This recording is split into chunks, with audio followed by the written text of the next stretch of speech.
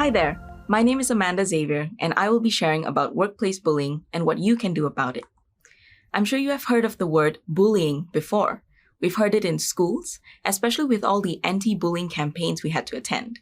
And there are many definitions of bullying, but the most accurate can be summarized as an ongoing and repeated, purposeful and deliberate misuse of power through physical, verbal, and social behaviors with the intention of physically, mentally, or socially harming an individual or a group of people.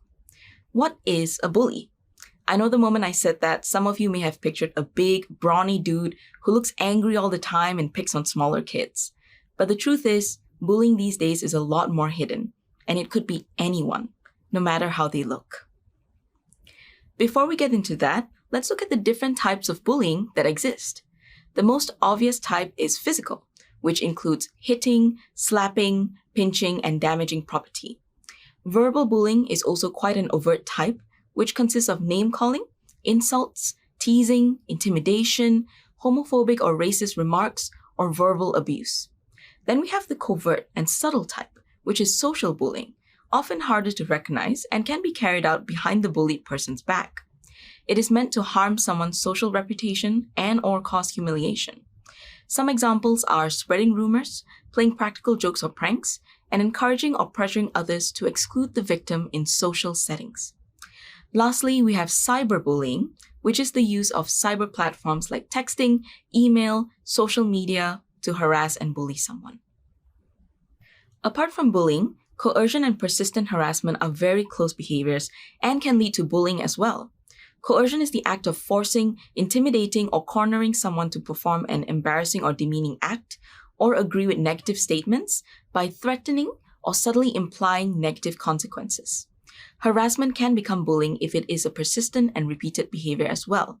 This can include physical, verbal, and sexual harassment, which can greatly affect the victim. All three behaviors of bullying, coercion, and harassment can and do occur in the workplace, and to terrible lengths. With workplace bullying, the most common behaviors include targeted pranks, giving wrong information or instructions to purposefully affect the victim's work performance, constantly denying employee rights, such as refusing to approve requests for leaves or transfer to other departments, threats, humiliation, and constant and repeated destructive criticism and excessively negative performance reviews. Additionally, even if the victim is unaware of what's going on, as most workplace bullying happens behind their backs, some of the other employees' behaviors can be very telling. For example, coworkers might become quiet or leave the room when you walk in, or they might simply ignore you. You might be left out of office culture, such as chit-chat, parties, or team lunches. Your supervisor or manager might check on you often or ask you to meet multiple times a week without a clear reason. You may be asked to do new tasks or tasks outside your typical duties without training or help, even when you request it. It may seem like your work is frequently monitored to the point where you begin to doubt yourself and have difficulty with your regular tasks. You might be asked to do difficult or seemingly pointless tasks and be ridiculed or criticized when you can't get them done. Or you may even notice a pattern of your documents, files, other work-related items, or personal belongings going missing. So the bullying acts also differ based on the bully. Bullying from managers might involve abuse of power, including negative performance reviews that aren't justified, shouting or threats of firing or demotion, or denying time off or transfer to another department. People working at the same level, such as colleagues, often bully through gossip, work sabotage, or criticism. Bullying usually occurs between people who work closely together, but it can also happen across departments. And people who work in different departments may be more likely to bully through email or by spreading rumors. Bullying can have significant, serious effects on physical and mental health. While leaving a job or changing departments could end the bullying, this isn't always possible. Even when you can remove yourself from the bullying environment, the impact of bullying can last long after bullying has stopped. The effects can be felt from the individual's physical and mental health, as well as the organization's workplace too. In terms of physical health, the victim of bullying can start to experience feeling sick or nauseous, often before, during, or after work. They could also exhibit physical symptoms of illnesses, such as digestive issues or high blood pressure. Along with that, studies have shown that prolonged stress from bullying correlates to a higher risk of developing type 2 diabetes. They may also experience difficulty sleeping, waking up, and generally feeling rested. They also could experience constant somatic symptoms such as headaches, decreased appetite, and they could fall sick more easily. As for the mental health effects, it's common for the victims to experience overthinking and excessive worrying about work, including dreading and making excuses to be absent from work. They would also feel extremely mentally and emotionally exhausted and start to lose interest in things they used to enjoy. Even short instances of bullying can result in an increased risk of depressive and anxious symptoms or a full-blown depressive or anxious disorder. They could also experience suicidal thoughts, which can lead to suicide attempts. And their self-esteem and confidence will drop, which also results in doubting themselves if they deserve to be bullied. As for the effects felt at the workplace, there are financial and organizational effects, which include amassing high legal costs to fund bullying investigations, or if there is a lawsuit for negligence of staff. There would also be a lot of difficulty with employee turnover and absences, which would lead to lower work outcomes. This is also related to productivity of the employees. With bullying allowed, there would be low morale and motivation among employees who are bullied and among those who are observers. Many employees are unable to produce quality work because of the stress and declining mental health while being bullied at work. Lastly, work relationships also take a toll. Employees would not be comfortable to discuss issues and opinions with bullies, leading to poor team dynamics, and there would be reduced trust and loyalty to managers who bully their employees too. The effects of workplace bullying is really serious and damaging to everyone involved. But why does it happen in the first place? Two areas to look at in the general reasons behind this are the work environment and the work relationships. Is the work environment stressful and produces instability for all employees? What is the workload like? Heavier and unrealistic workloads can lead to difficulty managing stress and emotions among bullies, which they then unleash by bullying their victims. And how about job security? Is there a chance that someone new who is talented and performing very well could easily overtake a veteran manager? This would lead to a lot of insecurity within this manager, who could then undermine their new staff and bully them to affect their work performance and give negative reviews. Work relationships are a big reason as well. Is there a clear policy about bullying or harassment in the workplace for this organization, if any at all? Having a lenient or vague policy would make it easier for bullies to continue their behaviors. Poor communication among the organization is also an issue, especially if victims of bullies are unable to communicate their experiences. Even if they do, are their complaints being dismissed? Ignoring complaints of bullying and harassment gives the bullies more courage and confidence to continue tormenting their victims. There are also individual reasons for workplace bullying, and these are the reasons why people bully, not why some people are bullied. There is absolutely no reason that anyone deserves to be bullied. There is evidence, however, that targets are commonly more marginalized, kind, compassionate, agreeable, and cooperative. It does not mean you shouldn't be all these good things to avoid getting bullied, because the issue is the bully, not the victim in any way.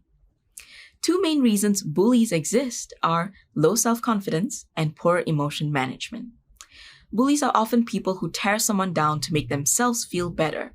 Usually, this is because they suffer from low self-confidence in themselves and their abilities. At the workplace, they may fear getting replaced or demoted, which leads to showing a bravado through bullying others that are powerless to fight back. They may also have been bullied in the past by another bigger figure, such as a parent or older sibling, or a previous boss. Bullies also have poorer emotion management skills.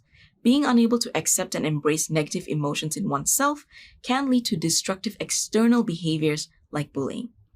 They may not have a rational reason to, but any change in their emotions because of being triggered in some way would result in bullying behavior. Another reason for bullying is something that we may not be aware of. Why do you think there are so many bully followers? Why do some people see the bully's behaviors and decide, hey, I'll do that too? The answer lies in our society and culture. Peer pressure is a cultural coercion that pressures people to conform to certain behaviors. I'm sure some of us here have experienced our friends or family or colleagues urging us to just do this one thing, be it going out for lunch when you were too busy, giving in to some ridiculous demands, and other behaviors that you may not have wanted to do. Why this works is how they've pressured you to do it. Would you be bullied too if you didn't give in and do the same thing? Would you be isolated for deciding to stand your ground? We give in many times because we want to avoid the negative consequences. And let's look at peer pressure from a wider perspective. What is the work culture like? Is it normal to bully new staff or pressure interns to do more work than they should be doing?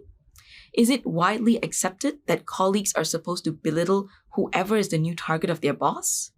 What role is the environment playing in promoting bullying in the workplace?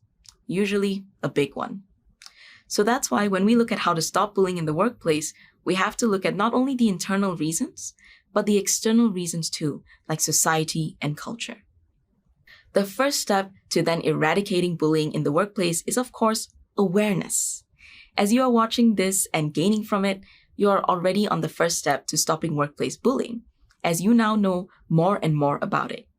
I'm pretty sure that some of you may even have noticed behaviors you didn't notice before just by listening to me speak about it here. Awareness is key because making changes to reduce bullying can only come from knowing what workplace bullying looks like and what to do about it. So keep reading up about it, Google more about workplace bullying after this, or ask your colleagues and friends if anyone has heard of this before. Keep the conversation going and spread awareness to others so that more and more people would know what this is all about. Then, once you know what's happening, you can take action. I've divided it into 3 ways: as an observer, as a victim, and something that isn't very common, as a bully. Let's start with what you can do as an observer. Firstly, you are already aware of what bullying looks like, right? So it is also helpful to stop this behavior if you can help the victim gather evidence of what happened. You don't need to actually video record it, but noting it down, such as what time, day, or location the bullying took place, and who were involved and what was done or said, can be really, really helpful if you need to report it later.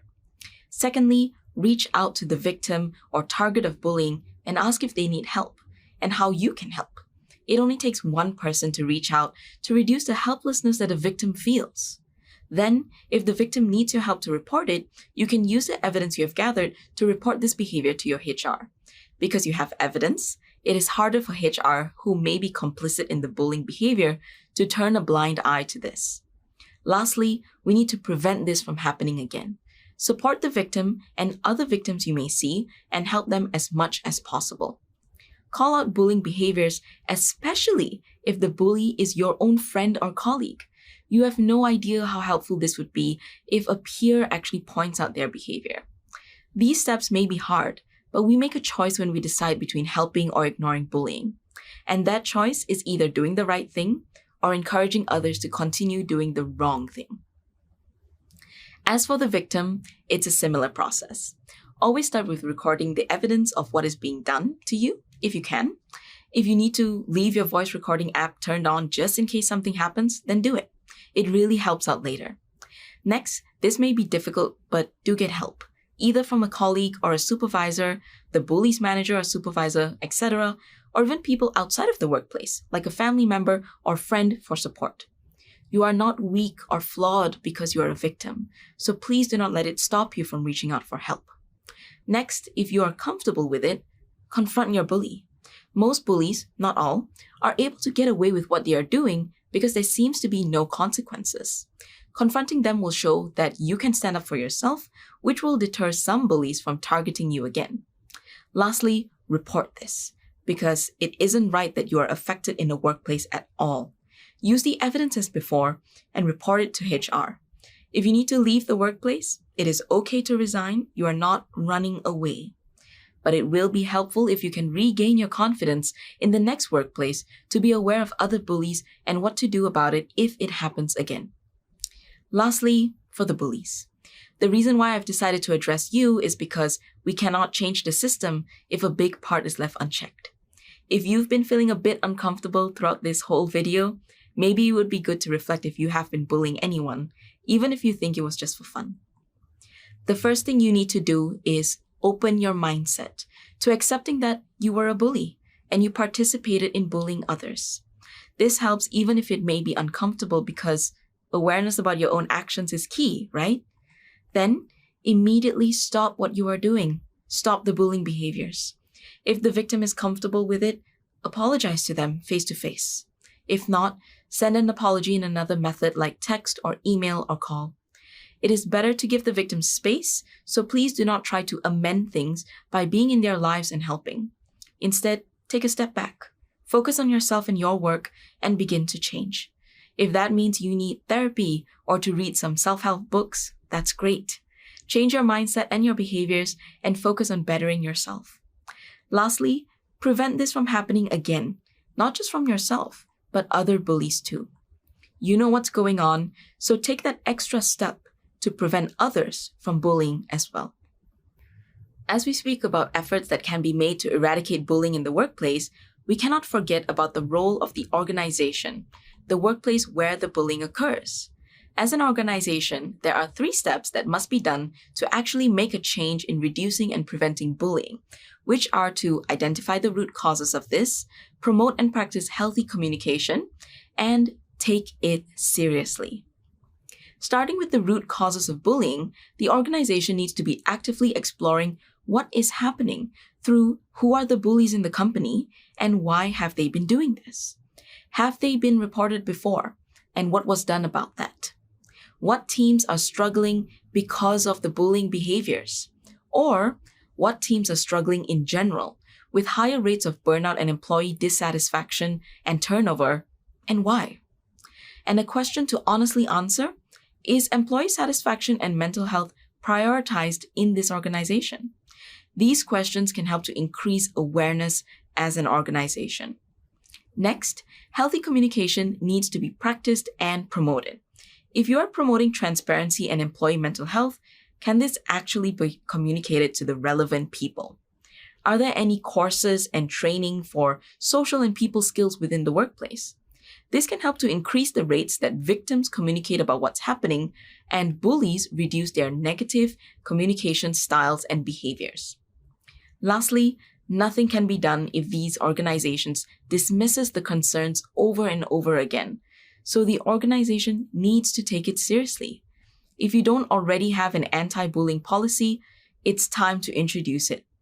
Make sure that this is a serious matter, and whoever is reported about needs to be assessed and reviewed and punished accordingly without biases. Providing support for the victims can also help, as the organization not only shows that they support the victims, but also promote confidence in other victims to come forward and report too. As you can see, the organization plays a huge role in deciding to either eradicate or maintain bullying in the workplace. As we wrap up this topic, I would like to remind each of you that there is nothing someone can do to remove your rights. You have every right to resign if you cannot take it anymore and your concerns are falling on deaf ears, to take legal action against your bully, and to stand up for yourself if others try to dismiss your concerns and manipulate you into giving in. In any situation, self-compassion really does go a long way. When we can show kindness to ourselves, no matter if we are the victims, the observers, or even the bully, it provides much, much more positive change than self-criticism. For the victims, it is not your fault you were bullied, and the observers, don't be too hard on yourself when you are trying to help the victims. Do what you can and show yourself the care and support you need. And for the bullies, self-compassion could help open your eyes to your behaviors, as you may have been treating yourself badly too. I hope that everyone can benefit from showing yourself a little more kindness. To close this session, I'll leave you with this quote by Rosa Parks: "You must never be fearful about what you are doing when it is right." Thank you so much for listening.